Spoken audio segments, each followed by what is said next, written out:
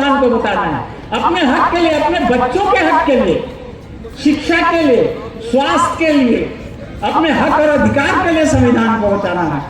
कहा जाता है अंग्रेज यहाँ लूटने आए थे। क्या करने आए थे?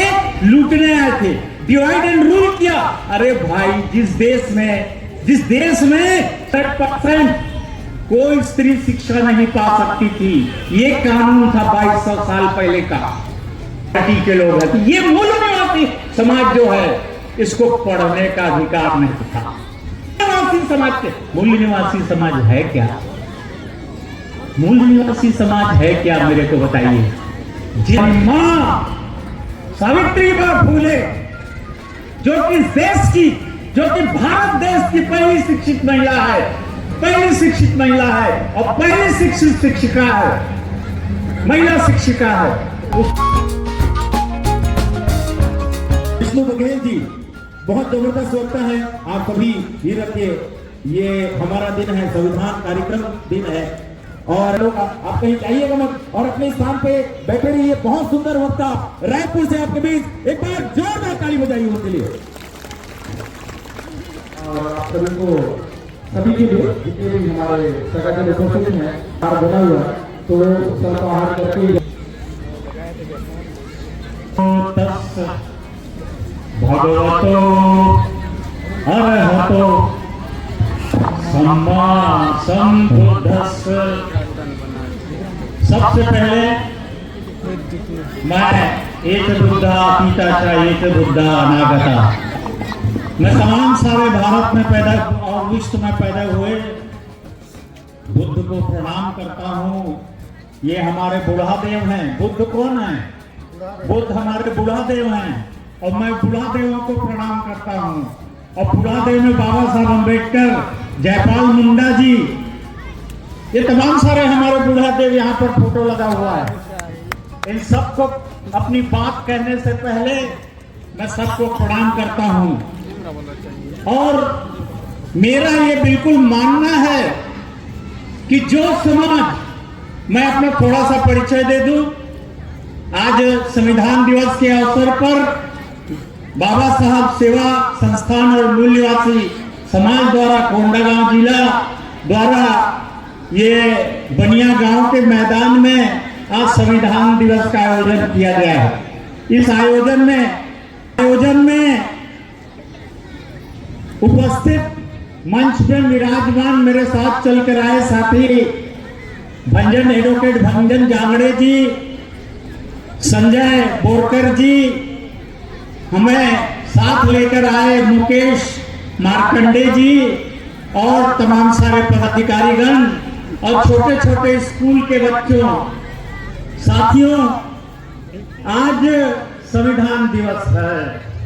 हमने आज के ही दिन 1949 में संविधान को अंगीकृत किया था, अधिनियमित किया था।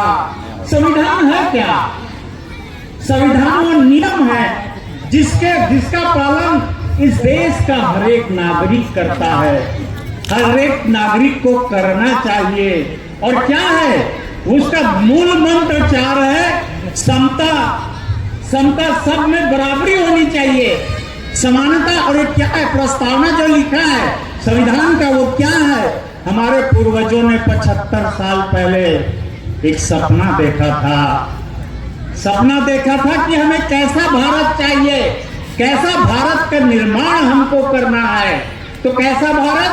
समता हो, जहां पर बराबरी हो, समानता हो, समता हो, स्वतंत्रता हो, आपस में भाईचारा हो और सबको न्याय मिले। ये 4 स्तंभ पर इसको लागू किया गया था। क्या आज के डेट में देखिए चारों हो गया, समानता आ गया, हम बराबर हो गए? क्या हम बराबर हो गए? क्या ऊंच नीच भेदभाव खत्म हो गया? क्या आपको स्वतंत्रता मिल गई? आखिर हमारे पूर्वजों का सपना कौन पूरा करेगा? बंदूक तो नहीं आया, झगड़ा लड़ाई, हर प्रकार की झगड़ा लड़ाई है। कहीं झगड़ा लड़ाई है धर्म के नाम पर, कहीं झगड़ा लड़ाई है जाति के नाम पर, कहीं झगड़ा लड़ाई है और बहुत सारे नाम पर, भाषा के नाम पर लड़ाई ही लड़ाई है, आपस में लड़ रहे हैं। और इसका फायदा कौन उठाता है? हमारा दुश्मन उठाता है। हमारा दुश्मन, इस समाज का दुश्मन उठाता है इसका फायदा। और क्या है, कौन है समाज का दुश्मन? हम कौन से समाज के लोग हैं? भारत में मूल निवासी समाज के। मूल निवासी समाज है क्या? मूल निवासी समाज है क्या, मेरे को बताइए। जिसको ब्राह्मणवादी लोगों ने शूद्र कहा और जिसको पूरा ब्राह्मणवाद से बाहर रखा, तो बहिष्कृत के अति शूद्र कहा, वही मूल निवासी है। और इन मूल निवासियों में से कुछ लोग अपना धर्म परिवर्तित करके जो है वो क्रिश्चियन हो गए, मुसलमान हो गए, वो हमारे भाई लोग हैं, कन्वर्टेड माइनॉरिटी के लोग हैं। तो ये मूल निवासी समाज जो है, इसको पढ़ने का अधिकार नहीं था। इसको 2200 साल पहले इस देश में एक और कानून लागू था, मनु का कानून। स्त्रियों को 100% पढ़ना लागू नहीं था। उनके लिए शिक्षा के दरवाजे बंद थे स्त्रियों के लिए। आज मेरी छोटी छोटी बच्चियां आज देखो यहाँ बैठी हुई हैं। ये किसके कारण है? बच्चे बैठे हुए हैं। ये किसके कारण है? ये वर्तमान संविधान के कारण है, मनु के विधान के कारण नहीं है। पता है यहाँ पर ब्राह्मणी कोई हमारी बहन हो, लेकिन याद रखो आपको भी पढ़ने का अधिकार नहीं था। स्त्रियों को 100% कोई स्त्री शिक्षा नहीं पा सकती थी। ये कानून था 2200 साल पहले का। 2200 साल पहले का ये कानून था। जब अंग्रेज यहां पर आए, लॉर्ड मैकाले ने 1813 के चार्टर्ड एक्ट में सर्व शिक्षा अभियान चलाया। हमको बताया जाता है अंग्रेज यहां लूटने आए थे। क्या करने आए थे? लूटने आए थे। डिवाइड एंड रूल किया। अरे भाई, जिस देश में 6500 जातियां हो, जिस देश का मानव समाज 6500 जातियों में पटा हो, उस देश के मानव समाज को और डिवाइड करने की क्या जरूरत है? और जरूरत है बांटने की, टुकड़ों में बांटने की जरूरत है। जिस देश में 6500 जातियां हो, वो आपस में बटी हुई है, इनकी रोटी बेटी नहीं है साथ में, इनका विचार विमर्श नहीं है साथ में, तो बटा ही हुआ था। और अंग्रेजों ने इसका फायदा उठाया। लेकिन उन्होंने एक काम किया, हमारे लिए शिक्षा के द्वार खोले। 1833 में सर्व शिक्षा अभियान के लिए ईस्ट इंडिया कंपनी ने, not British government, east India company जो कि एक कॉर्पोरेट बॉडी थी, उसने 1 लाख रुपया दिया सर्व शिक्षा अभियान के लिए। किसने? East India company. हमको बताया जाता है ईस्ट इंडिया कंपनी यहाँ पे लूटने आई थी, इस देश को लूटने आई थी। लेकिन उन्होंने हमारे जो 2200 साल से बंद दरवाजे थे शिक्षा के, स्त्रियों के लिए, शूद्रों के लिए, अति शूद्रों के लिए जो दरवाजे बंद थे, उस दरवाजे को उन्होंने खोला। उस दरवाजे को उन्होंने, शिक्षा के द्वार को उन्होंने खोला। और हमारे सबसे पहले शिक्षित होने वाले महात्मा ज्योतिबा फूले, हमारी मां सावित्रीबाई फूले, जो कि देश की, जो कि भारत देश की पहली शिक्षित महिला है, पहली शिक्षित महिला है और पहली शिक्षित शिक्षिका है, महिला शिक्षिका है। उसके पहले भारत में कोई महिला शिक्षित नहीं थी, ना ही शिक्षिका थी। उन्होंने 4 महिलाओं के स्कूल चलाए। महिलाओं के स्कूल क्यों चलाए? क्योंकि वो जानती थी कि यदि मैं एक पुरुष को शिक्षित करती हूं तो फिर एक परिवार शिक्षित होता है, लेकिन यदि एक स्त्री को शिक्षित करती हूं तो 2 परिवार शिक्षित होते हैं। कौन कौन से 2 परिवार? एक स्त्री का मायका परिवार, दूसरा ससुराल परिवार। तो इसलिए उन्होंने, जैसे पुणे जैसे, महाराष्ट्र में पुणे जैसे ब्राह्मणवादी शहर में उन्होंने 4 महिलाओं के लिए स्कूल खोले। उनको दुख तकलीफ उठाना पड़ा, उनको अपमान का सामना करना पड़ा, उसको गोबर खाना पड़ा, उनको अंडे खाने पड़े, सड़े अंडे खाने पड़े, लेकिन वो पीछे नहीं हटी। और एक बात आपको बता दूं, सबसे बड़ी बात, उसके अपने समाज ने जो ओबीसी से थी, यहाँ ओबीसी के लोग आए हैं, मुझे पता चला है, यहाँ कलार लोग हैं, साहू लोग हैं, यादव लोग बैठे, उनके लिए मैं बोल रहा हूं, ओबीसी की थी और उसने ब्राह्मणों का विरोध किया और दुख तकलीफ उठाकर यहां तक की वो माली समाज से थी, फूले समाज की थी। फूले समाज के लोगों ने एक सामाजिक मीटिंग बुलाई, फूले समाज के लोगों ने एक सामाजिक मीटिंग बुलाई और उस मीटिंग में फूले दंपत्ति को न केवल उनके अपने जीवन के लिए बल्कि आने वाली पीढ़ी दर पीढ़ी के लिए उसको समाज से बहिष्कृत कर दिया। आज भी होता है कि नहीं होता है? कलार टूरा, यादव टूरी से ब्याह कर ली, कलार मन बहिष्कृत कर दी, यादव मन टूरा बहिष्कृत कर दी। ये है कि नहीं आज भी? तो ये दुख तकलीफ उठाकर सावित्रीबाई फूले ने इस समाज को शिक्षित करना शुरू किया और उसी का यह अधिकार हमको 26 नवंबर के संविधान में मिला, सर्व शिक्षा अभियान, सबके लिए शिक्षा। और याद रखो, ये लोग जो लोग ये आते हैं कथा कहने, कथा वाचा कहते हैं, बड़े बड़े वहां रायपुर में करोड़ों रुपया लेके जाते हैं, उन लोग क्या कहते हैं? यह संविधान बदलना है। तो कौन सा संविधान लाना है? कौन सा संविधान लाना? मनु का संविधान? किसका संविधान लाओगे और किसका शिक्षा छीनोगे तुम? मूल्यवान की शिक्षा छीनोगे? किसकी शिक्षा छीनोगे? शूद्र की शूद्रों की शिक्षा छीनोगे? किसका शिक्षा छीनोगे? वो वही चाहते हैं, वो पुराना भारत चाहते हैं जहां स्त्रियों और मूल निवासियों को पढ़ने का अधिकार नहीं था।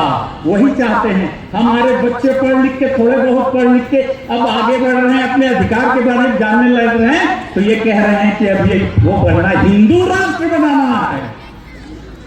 बड़े गर्व से कहो, हम किस बात के लिए गर्व करें? मेरा नाम विष्णु बघेल है, मेरे बस में नहीं था, मैं कुर्मी जाति में पैदा ले लिया, मेरे बस में नहीं था। लेकिन याद रखो, विष्णु बघेल हिंदू नहीं मरेगा।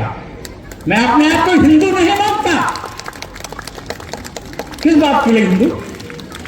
मेरे को एक बात हिंदू बताया कि भाई मैं ब्राह्मण से पैदा लेते ही छोटे जाति का कैसे हो गया, ब्राह्मण मेरे से बड़ी जाति की कैसे हो गया? जैसे आपका गांव का नाम बनिया गांव है, तो बनिया मेरे से बड़ा जाति का कैसे हो गया? ये मेरे को बता दे। मेरा स्वाभिमान कहाँ है? बराबरी कहाँ है? इस संविधान के विरुद्ध है। इस देश ने जो संविधान अडॉप्ट किया है उसके विरुद्ध है। तो ये क्या चाहते हैं? वही पुराना पैदा ब्राह्मण सर्वश्रेष्ठ और शिक्षा में 100% आरक्षण। मनु का संविधान क्या था? 3% का ब्राह्मण, शिक्षा में 100% आरक्षण, 5% का ठाकुर। राजपाट में ठाकुर माने ये गोड़ो ठाकुर में, आप लोग उसको हलवा ठाकुर मत समझना। ये ठाकुर को, ये जो है क्षत्रिय लोग, ये ठाकुर 100% आरक्षण राजपाट में। इसीलिए तो भारत में अंधवा, कनवा, लुलवा, लंगड़ा सब राजा बन गए। धृतराष्ट्र का क्या योग्यता था? धृतराष्ट्र का योग्यता था, अपनी मां का सबसे बड़ा बेटा था वो। अंधवा का क्या योग्यता था? कुछ नहीं। अंधवा आदमी था। अंधवा आदमी क्या जानता? कुछ नहीं जानता। उसके बावजूद वो इस देश का राजा बना। तो ये आरक्षण के कारण, ये मनो के आरक्षण के कारण, ये ब्राह्मणों के आरक्षण के कारण बना। तो इस ब्राह्मणवाद को इस देश से मिटाना है, बराबरी इस देश में लाना है। और बनिया, ये जो बनिया गांव है, मैं पता नहीं कैसे बनिया गांव इसका नाम पड़ा, तो बनिया इसको 100% आरक्षण था। व्यवसाय में, व्यापार में आरक्षण था 100%। और इसीलिए आज वर्तमान के भारत में जो बनिया समाज है, जो वैश्य समाज है, उसके बाद इस देश का 95-96% व्यापार उद्योग इसी के हाथ में है। और इन लोग पैसा देके वो बनाते हैं। इन लोग पैसा देके ये इसको हिंदू राष्ट्र बनाना है का गाना गवाते हैं। क्यों बनाना चाहते हैं? क्योंकि वो चाहते हैं कि वो जो आरक्षण था मनुस्मृति का वो पुनः वो इस देश में लागू हो और हमारे समाज को शिक्षा से वंचित कर दिया जाए, राजपाट से वंचित कर दिया जाए, व्यापार से वंचित कर दिया जाए। तो हमारे लिए क्या बचा? हमको क्या किया इन लोगों ने 2200 साल तक? हमको आरक्षण दिया। इनके ऋग्वेद में लिखा है कि तीनों वर्णों की सेवा करना, ब्राह्मण क्षत्रिय बनिया का सेवा करना। ये चौथे वर्ण के जहां इतने बैठे हैं, इतने चौथे वर्ण का परम कर्तव्य है। मतलब हमको श्रम में आरक्षण दिया। श्रमिक रहो, बनी भूति करते रहो और सेवा करते रहो तीनों वर्णों की। ये आरक्षण दिया तो, और कितना? 1-2% नहीं, हमारे आबादी के आधार पर आरक्षण नहीं, हमको 100% आरक्षण दिया श्रम में। और श्रम अपमानित किया। यदि कुर्मे उसको अच्छा सा चावल उगा के देता है तो नांगर चोर है।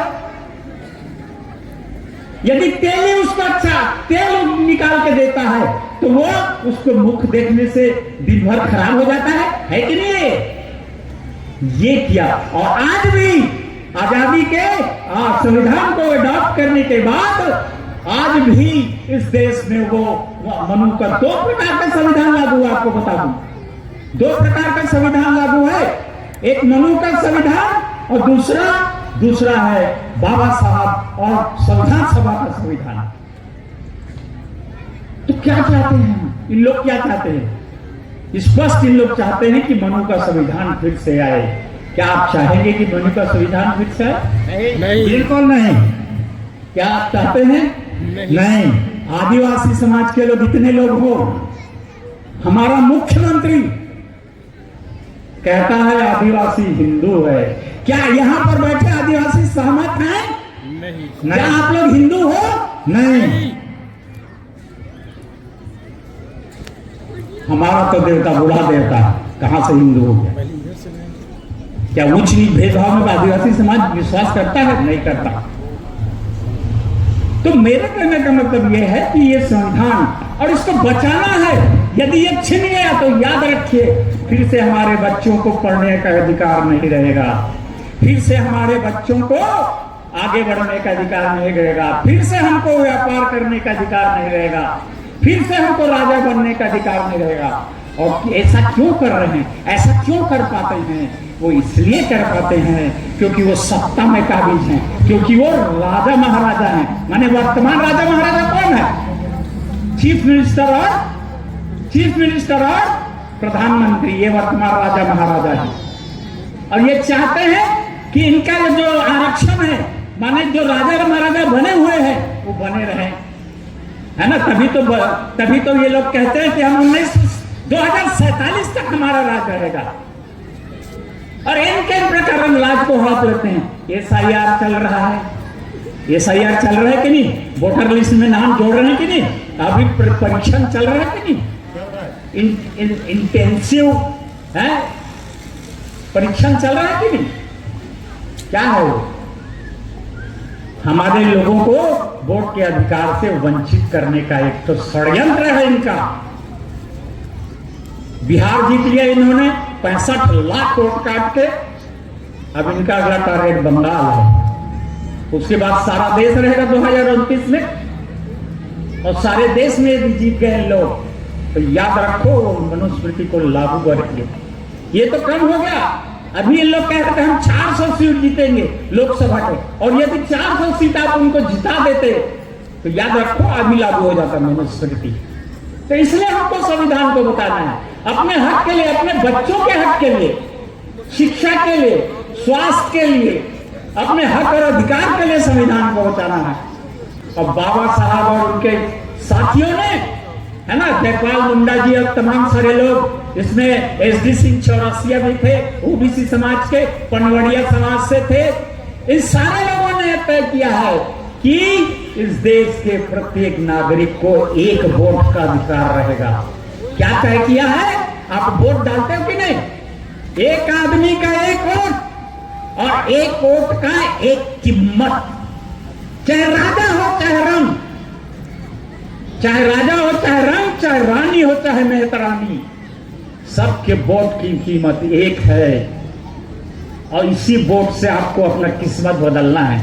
लेकिन वाह रे मेरे दुर्भाग्य के मूल्यवासी साथियों, हमारे लोग बोकरा भात में बीत जाते हैं, बीतते हैं कि नहीं हैं?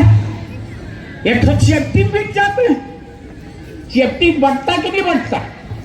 बढ़ते नहीं जी गांव गांव में।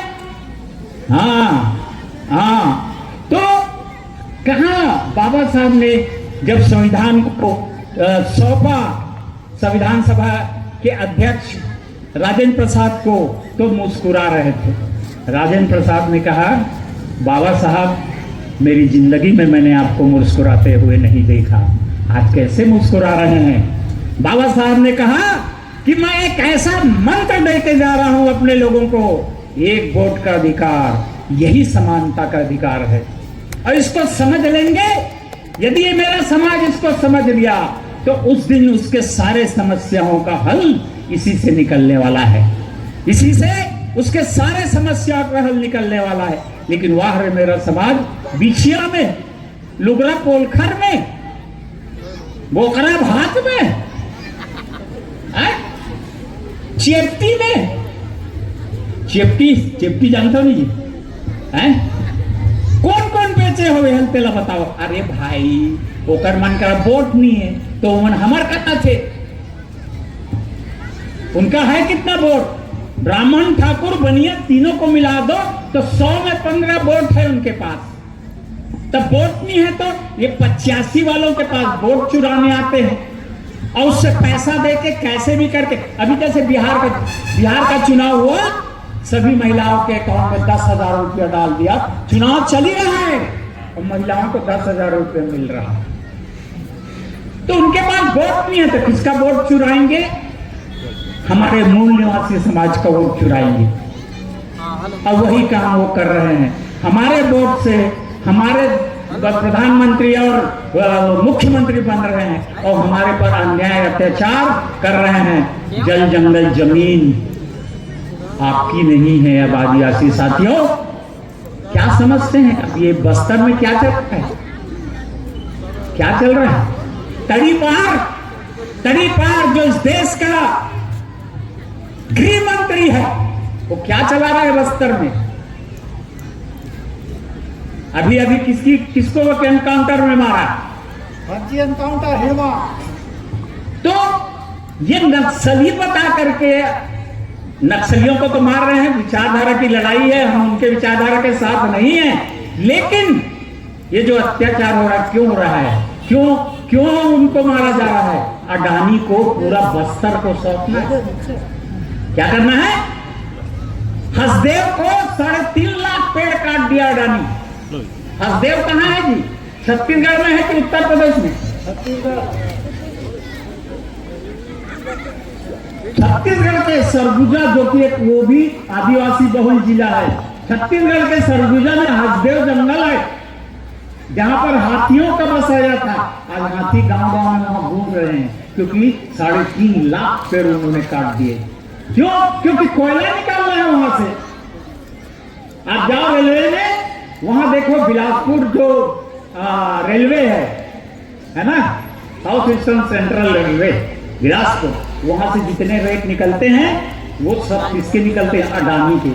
उसके कारण यहाँ पर हजारों सैकड़ों रेलवे को कैंसिल कर दिया जा रहा है। एक एक्सप्रेस, मेल, सुपर एक्सप्रेस सबको कैंसिल कर दिया जा रहा है। लेकिन अडानी का कोयले का एक तो रेट नहीं रुकना चाहिए। 3 लाइन 4 लाइन बिछाया जा रहा है। तो ये स्थिति है, ऐसी भयावह स्थिति है। यदि हम अब नहीं जागे, यदि संविधान में दिए गए, हमारे पूर्वजों द्वारा दिए गए अधिकार को नहीं समझे तो आने वाला आप अपने, और अभी हमने शोर मचाए तो याद रखो, इतिहास आपको कहेगा कि जब सब ये छत्तीसगढ़ लूट रहा था, जब पूरा भारत लूट रहा था, तो आप क्या कर रहे थे? आप क्या कर रहे थे? आपने संविधान को बचाने के लिए, आपने समतामूलक संविधान को बचाने के लिए क्या किया? ये बर्बाद कर देंगे सारे देश को, प्रदेश को। तो देखना, ये पूछेंगे आप कहां थे? तो कम से कम जब आप आवाज उठाओगे तो ये तो बोलने को हो जाएगा कि हमने आवाज उठाई थी। तो साथियों, मैं तो बहुत कुछ खासकर ओबीसी के लोगों के लिए मैं कहना चाहता हूं, आरक्षण को समझिए। आरक्षण कॉन्स्टिट्यूशन में, संविधान में ओबीसी आरक्षण नाम की कोई शब्द नहीं है। आरक्षण नाम का कोई शब्द है क्या उसमें कॉन्स्टिट्यूशन में? नहीं है। अवसर, अपॉर्चुनिटी, अवसर नाम का शब्द है, और अवसर हमारा अधिकार है। वो खासकर ओबीसी के साथियों को कहना चाहता हूं मैं कि आप अपने अवसर को लीजिए। सबसे बड़ा वर्ग है ओबीसी, और 1931 के बाद में जनगणना नहीं हुआ है ओबीसी का, जनगणना नहीं हुआ ओबीसी का। और ओबीसी के 1931 में जो अंग्रेजों ने करवाया था जनगणना, उसके अनुसार हमारी जनसंख्या 52% है। कितना है? 152 है हम 1931 के अनुसार। आज के डेट में कम से कम 100 में हम 55 से 60% है। यदि सही जनगणना होगा तो ओबीसी की जनसंख्या 55 से 60% निकलेगी। और ऐसे लोगों को सबसे ज्यादा आज कोई वंचित है किसी की, क्योंकि प्रजातंत्र में सबका हिस्सेदारी, सबके छत्तीसगढ़ी के बांटा, भाई बांटा सबके प्रजातंत्र में, और 52% ओबीसी के 52% बांटा है। लेकिन मैं आप लोग बता दो, आपके जिन प्रशासन में जिन IAS IPS है आपके ओबीसी के, मात्र 8% है। तो ये स्थिति है, ये स्थिति है। बहुत संविधान दिवस पर इतना ही कहूंगा। और संविधान दिवस इसलिए भी महत्वपूर्ण है कि उसमें सारे हमारे अधिकार निहित हैं जो बिना झगड़े नहीं मिलेंगे। और ये कैसे हमारे अधिकार को छीनते हैं? दिल्ली की गद्दी हथियाते हैं, रायपुर की गद्दी हथियाते हैं, और सब अधिकार अपनी तरफ करते हैं। जैसे ही यहाँ बीजेपी की सरकार आई, अडानी का जंगल कटना दूसरे दिन से शुरू हो गया। तो ये सारी बातें हैं। संविधान दिवस पर आज हमको सोचना पड़ेगा किस विचारधारा के साथ हम खड़े हैं। विचारधारा की लड़ाई है, और इस देश में ब्राह्मणवाद और मानवतावाद की लड़ाई है। हम लोग मानवतावादी लोग हैं, उनको ब्राह्मणवाद के साथ नहीं खड़ा होना है, हमको खड़ा होना है मानवतावाद के साथ। तो मैं, समय अच्छा हो गया है और मैं अपनी बात नहीं समाप्त करूंगा, लेकिन समाप्त करने से पहले कुछ नारे लगवाऊंगा जो आप मेरे साथ मन कर गाएंगे। जय बुढ़ादेव, जय बुढ़ादेव, जय बुढ़ादेव, जय बुढ़ादेव, जय बुढ़ादेव, जय बुढ़ादेव, जय संविधान, जय संविधान, जय संविधान, जय संविधान, जय संविधान, जय संविधान, जय भारत, जय भारत, जय भारत, जय भारत, जय संविधान, जय भारत। जय जय भीम, जय जय जय जय जय भीम, जय भीम, जय भीम। संविधान दिवस की शुभ अवसर पर सम्मानीय विष्णु बघेल जी की अर्थपूर्वक उद्बोधन के तुरंत पश्चात हमारे बीच आज कार्यक्रम के प्रमुख वक्ता सम्मानीय अगले वक्ता के रूप में मैं आमंत्रित करना चाहूंगा श्रीमान संजय घोड़कर जी को कि आप आए और